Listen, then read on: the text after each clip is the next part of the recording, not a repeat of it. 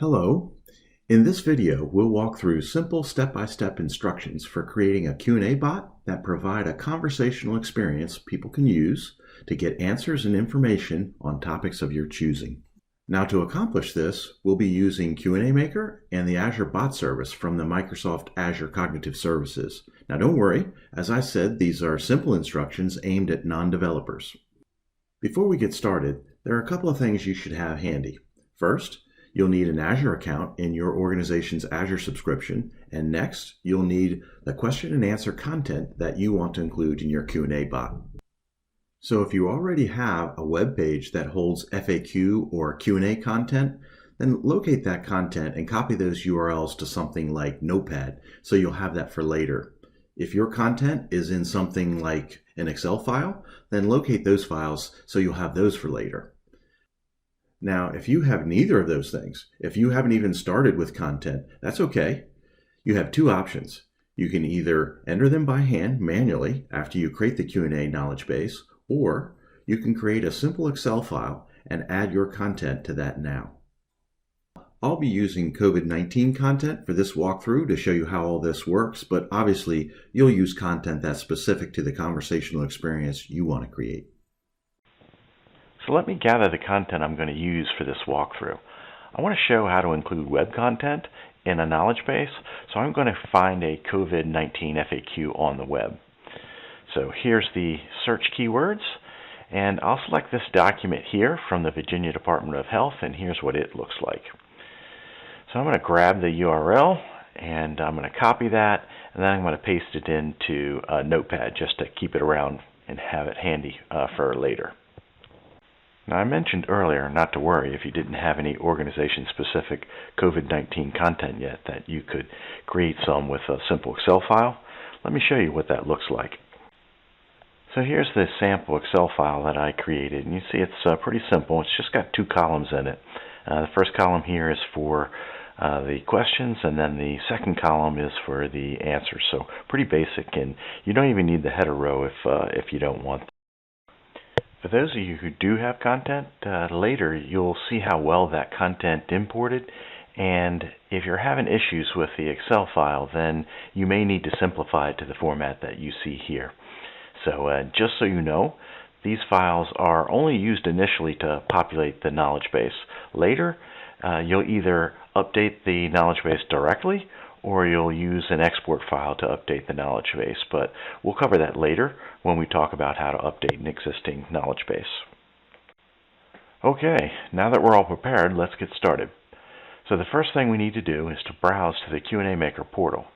It's important to note that the Q&A Maker has its own portal that's separate from the main Azure portal. If you're using Azure Government, you'll need to open a browser and browse to this URL. If you're using Azure Commercial, you'll need to browse to this URL. For this video, I'll be using Azure Commercial, but other than the different URL, both portals look and work exactly the same. So we'll need to sign in, and this is important. Although you'll be signing in to the Q&A Maker portal, you'll need to sign in with the same Azure account that you'd use to sign into the Azure portal. Okay, we've now signed into the Q&A Maker portal, and this colorful list here are my current knowledge bases. The two primary Q&A commands are up in the Q&A Maker menu bar. We're going to get started here with the Create a Knowledge Base command. Now, because this video is aimed at non-developers, we're going to limit the technical details to just the ones you need to know to get up and running, and you can dig deeper later to better understand some of these steps. If you want a fuller explanation of these steps, you can do a Bing search and use the keywords Q&A Maker and Azure Government and look for the devblog search result. Now, this video is targeting Azure Government, but as I mentioned before, these steps are the same for both portals, so the fuller explanation there equally applies to what we're doing here. Okay, let's switch back to the Q&A Maker portal. This first step creates all the backing services that Q&A Maker needs to run. Now, don't let this next part confuse you. When I click this button, I'll be sent to the Azure portal to create the backing services, and when we finish, we'll come right back here to pick up with step 2. Okay, so we're now in the Azure portal. Let's use the same name we used for Q&A Maker to name this backing service. There are two pricing tiers, the free F0 and the standard S0. I'm going to use the standard. It's not a bad idea to create a new resource group to hold this backing service, so I'm going to create a new resource group and I'll call it just the same thing as I'm calling the backing service here. For search indexes, I'll choose 3 indexes, which should be fine for what we're doing here. I'll keep all my services in the same location, and in this case it's East US. The default app name is fine, and likewise I'll move the website location to East US as well. Later I'll use App Insights to monitor this bot, so I'll leave App Insights enabled. Like the others, I'll set App Insights location to East US. With that, we're ready to create the backing service. Now this will just take a moment or two to complete. Okay, looks like it's complete, and now we can switch back to the Q&A Maker portal. Okay, we'll pick back up with step 2, but before we do, we'll hit this refresh button here to make this page aware of the backing service we just created. Now the goal of this step is to connect the Q&A service to the back-end service that we just created. To do that, I'll need to select the correct tenant, and then the subscription. And finally, I'll be able to use this drop down to find the service that I just created. The last thing for step 2 is to choose the language the knowledge base should understand. Now I'm going to choose English, but you could choose any of these languages, and there's a number to choose from. So on to step 3, and I'm going to be consistent and use the same name that I used to name the back-end service. In step 4, we'll use the things that we gathered in our preparation step. If you'll remember, I saved the URL to Virginia's Department of Health's COVID-19 FAQ. Now, I saved that in this notepad file, so I'm just going to go grab it and copy it. I'm going to paste it into this URL field here. Now, earlier, I also located the Q&A Excel file that I created, and so I'm going to use this Add File link here to import that as well. For this COVID-19 Q&A bot, we're going to ignore the concept of chit-chat, but if you're interested in that topic, you can look at that video that I mentioned earlier. Okay, so we're finally ready to create the knowledge base, so I'll click the Create Your KB button. Okay, this will take a minute to create, but when it's done, we'll be able to see the content that the Q&A Maker service imported. Okay, looks like it's done. So the first thing I'll do is to adjust the view settings so that it's a little easier to see what was imported. So let me choose Hide Context to simplify things a little bit here. Now if I go back to the settings, I can choose Collapse All Sources and more easily see what we just imported. Great. Okay, so those are the two sources that we imported. And if I expand this first one, we'll see that this is the content that we pulled out of the Virginia Department of Health's COVID-19 FAQ page from the web. And you'll see that it pulled out both the questions and the answers from that web page. Now there's something important to understand here. The most effective knowledge bases are ones that have questions that are worded in a way that you would expect the audience to likely ask those questions. So it's often the case that traditional FAQs that you'll find on the web page are written for that medium, and they tend to be ones in which they have very technical questions with very technical answers. Fine for the web, but it's not how people speak. And so when you import an FAQ from the web, you're going to want to look over both questions and answers for correctness, for sure, but also to make sure that they're worded in a way that makes sense.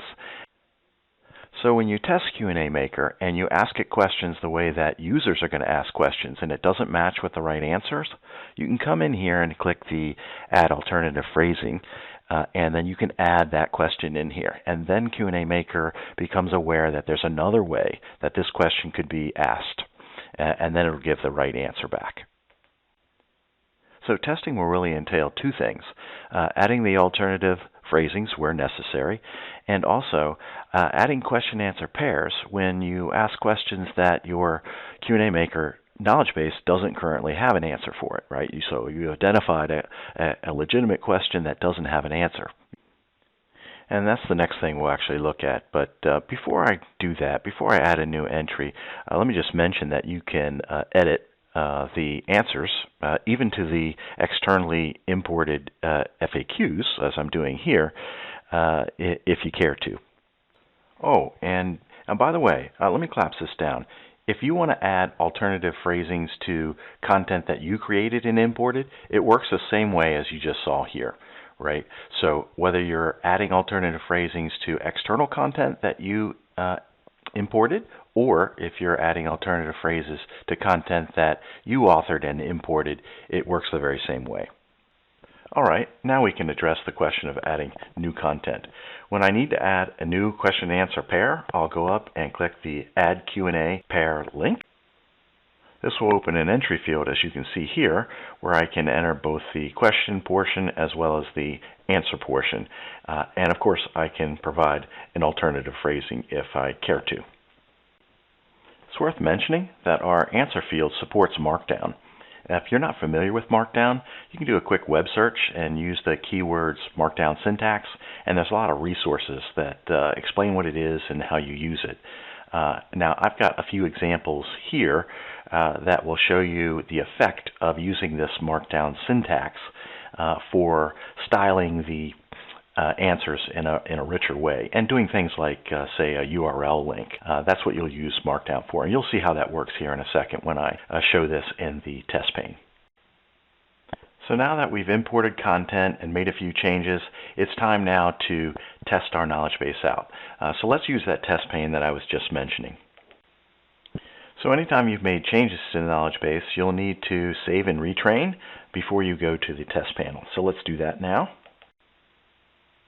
All right, that's done. Now we can press the test button. It brings up a test pane, and we can use this test pane to type in questions and test out the knowledge base. So we'll go down in here, and we'll go ahead and type our question to try this out. Not surprisingly, that worked. We entered the question exactly as we entered it in the knowledge base. This time, let's enter a question in a way that Q&A Maker hasn't seen before. Great, so that worked. This shows Q&A Maker's natural language processing capabilities that allows it to understand the meaning of what's said so that it can still match to an answer even when what's said was something that it hadn't seen before. So now we're done testing, and I'll close the test panel by just hitting the test button again, and now we'll move on to publishing it. To do that, you'll switch over to the Publishing tab here, and then you'll simply click the Publish button right here. Now this will take a minute, but when it finishes, our changes will become accessible. There, it's published. Okay, so this leads to a really important question. How will people access this knowledge base we just created? Q&A Maker itself doesn't have a user interface. It's a knowledge base that's accessed through web service calls. So you might be thinking to yourself, wait a minute, weren't we just in the test pane typing in questions? What's the matter with that? Well, that test pane is not publicly accessible. So how will users access this knowledge base? Probably the easiest way to do that is to create a chatbot and connect it to your knowledge base. And actually, it's not all that hard to do. Let me show you how to do that. Conveniently located on this Publish page is this Create Bot button, and if I click it, it will send me to the Azure portal where I will create a pre-configured bot that is already wired up to connect to our knowledge base. The only configuration setting we'll want to change here is the app service plan. We'll want to go ahead and create one of those for our new Q&A bot.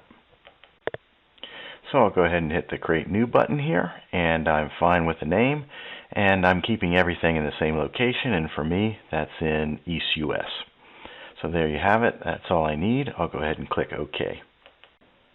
There, we're ready to create our Q&A bot, so I'll just click the Create button. Okay, that'll take a little bit to deploy. So let me open up this notification panel so we can keep track of things and know when it's done. Alright, it's done, so I'm going to click this Go to Resource button, and it's going to take us to the chatbot it just created. The chatbot also has a test panel, so we're going to use that now to make sure that our chatbot is properly connected to our knowledge base. So if I click this Test in Web Chat, I'll get the test pane here, and I can type in a question to see how the knowledge base responds. Excellent. That's working. So let me try the markdown question, see how that works. So everything's working. The last step here is to make the bot public. Now, there are a number of ways you could do that. You could publish it to your home page or publish it to messaging clients like Microsoft Teams or Skype or Facebook Messenger, Slack, GroupMe, Kik. Even SMS can be used. You could send text messages to this bot, so it's very flexible. So I've clicked the Channels blade here in the Azure portal, and it shows all the channels that you could enable.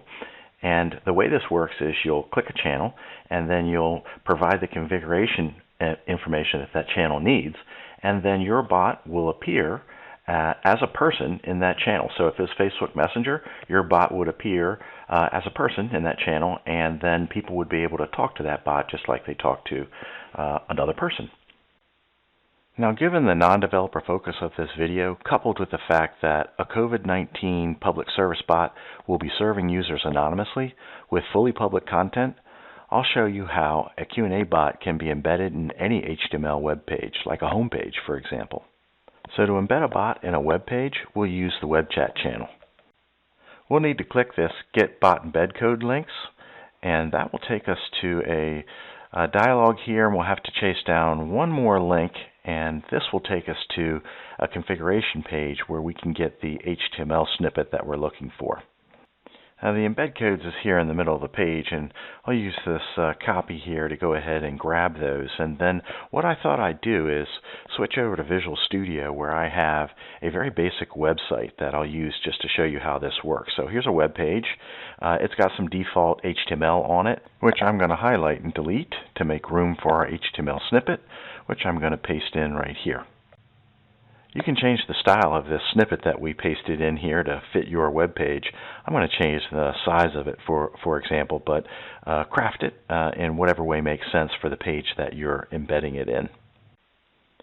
Now, the next thing we need to do is to replace this placeholder text with our bot secret. So now I'll hop back over to the Azure portal, and then I'll go up to the secrets field here. I'll have to hit show so that I can copy the secret. Then I'll do a little quick copy right here, and then it's back over to Visual Studio so I can replace that secret. So I'll just go ahead and delete the placeholder text here, and now I'll paste in the secret. Okay, so excellent. We've got that all in there, and now we're ready to run the app. Okay, so I've launched the app, and here's the web chat control on our web page, and it's ready for us to test out. So let's type a question in here and see how we do. Now I'll do our show markdown, see how that works. So there you have it. You have a Q&A Maker knowledge base that's connected to a chatbot that can be placed on any web page, all with no code. So now I'm going to switch gears and talk about things you should understand and consider as you develop a strategy for editing your Q&A content, especially if there will be multiple authors involved. For organizations where authoring responsibility is shared between multiple authors, you'll need to figure out a plan to coordinate the editing and updating process. So at this point, you have gathered the content that your authors have created. You've gathered the FAQ and Q&A URLs that you want to import.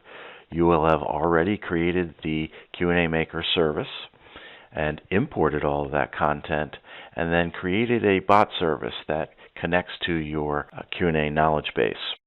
You've also made a number of edits in the Q&A Maker portal. You've added alternative phrases, you've changed the content, maybe you put some markdown in it, and now you're wondering about what the best approach to updating this content going forward should be.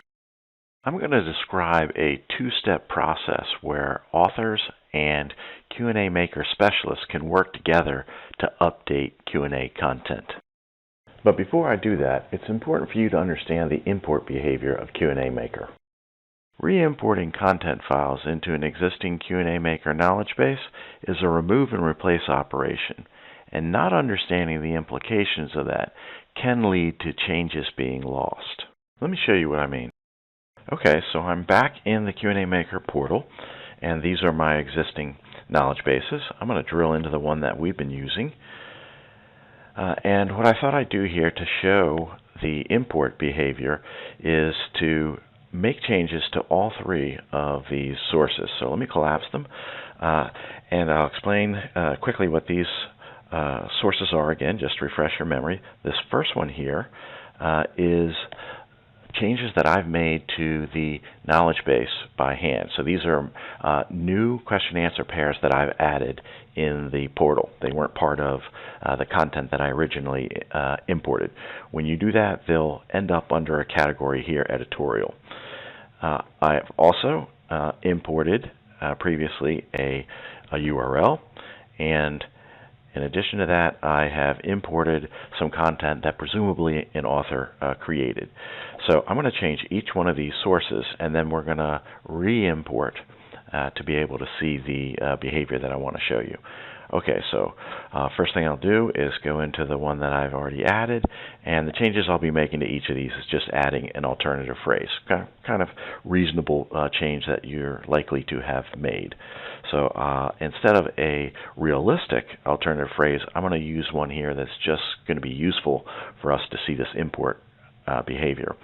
So I'm going to type in changed in portal to indicate that this particular change was made in the portal. I'm going to do something similar to each of these other sources, and so I will say changed in the portal, and let me collapse that down and just make the same change here to this one. Okay, so now I've made all three of those changes. I will now save and train. Okay, that's done. Now I'm going to pull up the Excel file that we used to import, and that was in this file. So this presumably would be similar to what authors would have given you as you started to populate your knowledge base for the first time. And in here, I'm going to do something similar. I'll make a change to this first entry, and I'll say changed in Excel file, so that we can clearly see this particular change. Now it's important that I'm changing content that currently exists up in the portal. Let me save that. Okay, now we're prepared to go see this behavior. So I'm going to go back over to the portal. Oh, sorry, I'm going to need to close this Excel file or I'll get some complaints. I'm back in the portal, and I am going to now switch over to my settings. This is where we can import things, and I'm going to start with the file that we were working with. So I mentioned that updating in Q&A Maker is a remove and replace behavior. So if I want to update this file that the author gave me and they've made changes to it, I have to remove the old version, then I have to do a save and train, and then I have to add it back in. And there it is, with the change that the author made. And then finally I'll do another save and train to bring that back in. Okay, and now let's go look at the effect of that. So I'm going to switch to the Editors tab. I will now just collapse things down to make sure it looks clear. I'm going to open up the file source that I just changed. And when I look in here, for that first item that I modified, we'll see that I lost the change. It used to say changed in portal. Now it says changed in Excel file. So we actually overwrote the changes that we had made in the portal. Now I want to show you something very similar that happens here before we talk about how to address this situation. So now I'm going to do something similar to the URL source. So in here we have the change that says changed in portal, but now I need to update. This is an external source. I now need to update what might be the CDC FAQ page. So let's go and simulate that now. I will go over to the settings page, and then I'm going to scroll up to where I have that FAQ, and for URL input sources, we provide a refresh button. So that's kind of nice, and we're going to use that now. So I'm going to do a refresh on this FAQ, and it will go back out to that page, and it will re-ingest all of the content from that page. And if there is any new content, or actually deleted content, or any changed content, I'm going to get the latest version of that file with this operation. So let's save and train and do that.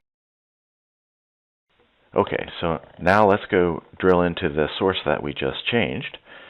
And I open this up here, and when we look at this first item here, we'll notice that our change is gone. So that change that used to say, it was right here, it said changed in portal, got overwritten with the content from the URL page, right? So that is also something that overwrites its content. Now that you understand Q&A Maker's import behavior, we're ready to talk about a simple two-step process for managing content that will allow authors and Q&A Maker specialists to work together to manage Q&A content. So the first stage is the initial import, and you've already completed that at this point. But there's one important change you'll want to include in this approach. After the initial import, you'll retire the import files and no longer use them. These files were excellent for getting the knowledge base populated quickly, but given the import behavior we just discussed, we'll need a different approach to updating the knowledge base from this point forward. And this brings us to the second stage of managing Q&A content, which deals with the ongoing update rhythm. Now, the key to this second stage is coordinating updates using a shared export of the knowledge base.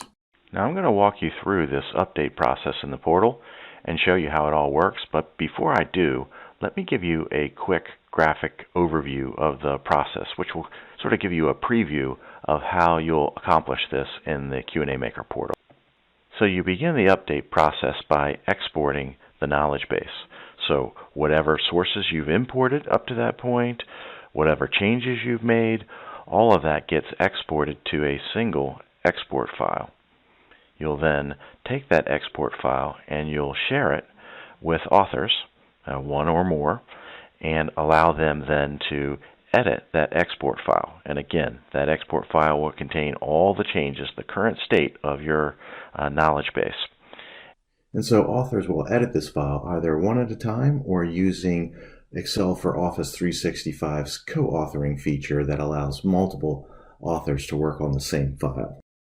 Now, once they've finished their edits, you'll take that shared export file and then you will re-import it. And if you'll remember, re-importing content involved deleting the current content and re-importing the updated content. Okay, let's walk through this update process in the portal. I've made a number of changes in this knowledge base to make it easier for us to see how the update process protects changes. Let me show you what I mean. Now, if you'll remember, items that you manually add to your knowledge base, that is, they don't come from an import source, will be put in the category called editorial. So for this type of content, I decided to use the phrase created in the portal. And I've done that both for the change that I made in the answer as well as the alternative phrase here. And this will just help us track things in this demonstration. Likewise, if I look at the Excel file that I imported, so this would be the same thing as the files that your authors would give you, I've done something similar. The phrase here is changed in the portal. And for the alternative phrasing, I said I added this in the portal. And finally, if we look at this URL source, you'll see I'm using the phrase content from last refresh here so that we can see how the refresh works in the update process. So just as an overall quick reminder of the process that we're about ready to do here, we are at step 1. We have a modified knowledge base and we want authors now to make the changes that they need to make. So we'll export to a single export file, then we will edit that export file just as authors would, and then we will re-import that updated export file. Okay, we're back in the Q&A Maker portal, and we want to now export the knowledge base. So I'm going to go to the Settings tab, and I'm going to scroll down just a bit. And here in the Export Knowledge Base section, we have two options. I can do a tab-separated export, or in my case, I want to do an Excel file for my editors. So I'm going to pick that, and now I'm going to say Export the Knowledge Base. And right now, it is creating a knowledge base that contains all the changes and the current state of my knowledge base. All right, now let's go and take a look at this exported file. So I'm going to open it, and we'll see a number of columns here. Now the first three are the important columns. Let me make those a little bit larger so that you can see them a bit better. So the first two are very similar to what you probably had when you had your authors first create those files. The first one's questions, second one is answers. But this third one is actually going to be rather useful to us in this update process. So if I go over here and turn on filters, I can then come down to the source column, and if you have authors who have given you these files and they're sort of owners of those, each of these then would represent a particular author. So now I can just turn things off and on. And if this were the first author, the way they would work with this file is they'll filter out all of the content that isn't theirs, and then they can just make changes to their particular content. Now I'm going to turn everything back on, and that way I can make a number of changes and we can move forward with showing you the update process here. So what I'm going to do is I will just add a little bit of changes to the text that we did before. And the way that'll work is I'm going to say created in the portal and modified in Excel. I'm going to do that for each of our changes there.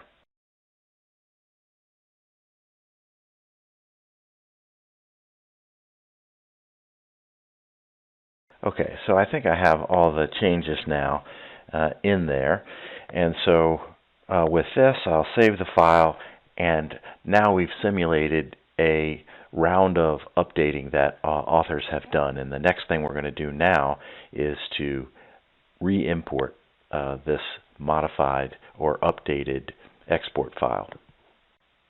Okay, so I'm back in the Q&A Maker portal, and I'm ready to re-import the changes that the authors have made to the shared export file.